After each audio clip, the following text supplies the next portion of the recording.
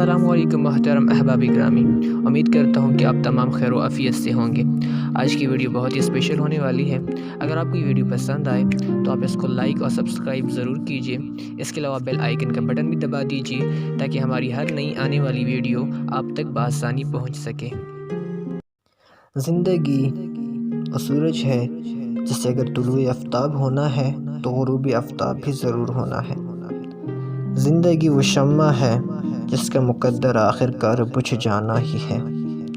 زندگی قلم کی سیاہی ہے جسے آخر کار ختم ہونا ہی ہے۔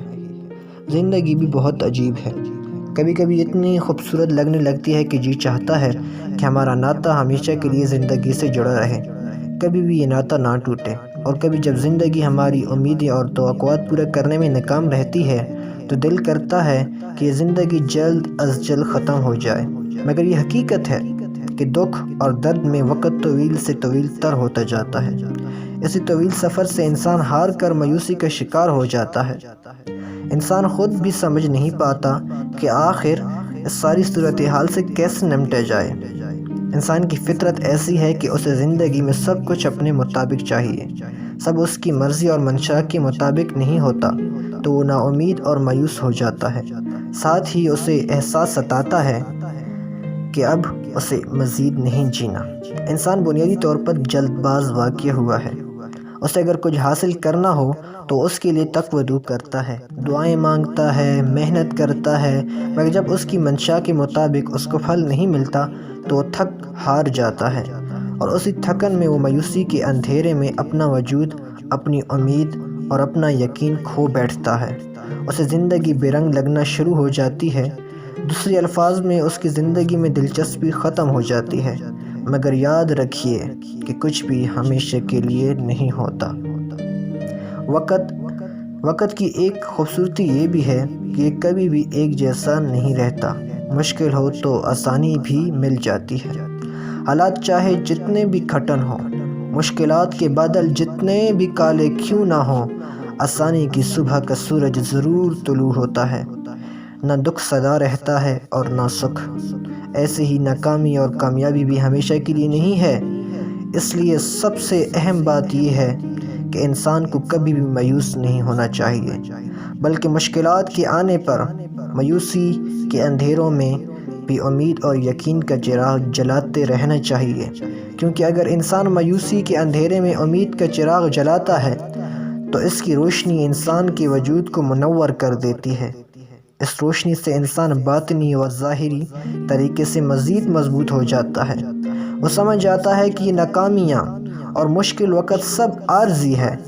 وہ اس حقیقت سے آشنا ہو جاتا ہے کہ یہ زوال، یہ مشکلات سب انسان کی ہمت کو جانچنے کے لیے قدرت میں پیمانے بنائے ہوئے ہیں، کیونکہ یہ بھی حقیقت ہے کہ انسان اپنی فتح اور کامیابی سے اتنا مضبوط نہیں ہوتا جتنا وہ اپنے زوال اور ناکامی سے مضبوط ہوتا ہے۔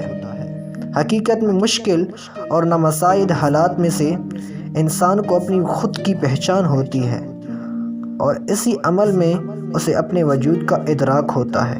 انسان اپنی چھپی ہوئی خوبیوں کو جانچنے کے لیے مزید مضبوط ہوتا جاتا ہے۔ اسے اپنے سے وابستہ رشتوں کی پہچان بھی ہوتی جاتی ہے۔ وہ آسانی سے جان لیتا ہے کہ کون اس کے ساتھ مخلص ہے اور کون نہیں۔ انسان کے لیے مشکل وقت گزارنا بہت مشکل ہوتا ہے، اور اس وقت کو مزید مشکل انسان کے اپنے منفی خیالات بناتے ہیں۔ انسان حقیقت میں اپنے خیالات کے ذریعے ہی یرغمال بن جاتا ہے، اور وہ سمجھتا ہے کہ وہ زندگی کی دوڑ سے باہر ہو گیا ہے۔ اس کے دیگر ساتھی بہت آگے نکل چکے ہیں اور وہ سب سے پیچھے اور سب کچھ ہار گیا ہے۔ منفی خیالات صورتحال کو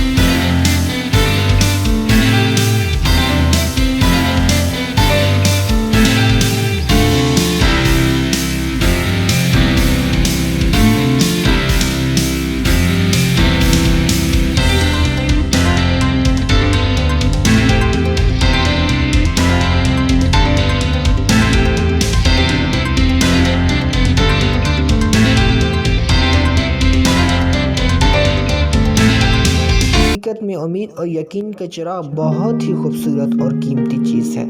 یقین جانیے کہ یہ چراغ ایسا ہے کہ جو کسی بھی مردہ وجود اور بے جان خواہشات کے اندر ایک نئی روح پھونک دیتا ہے۔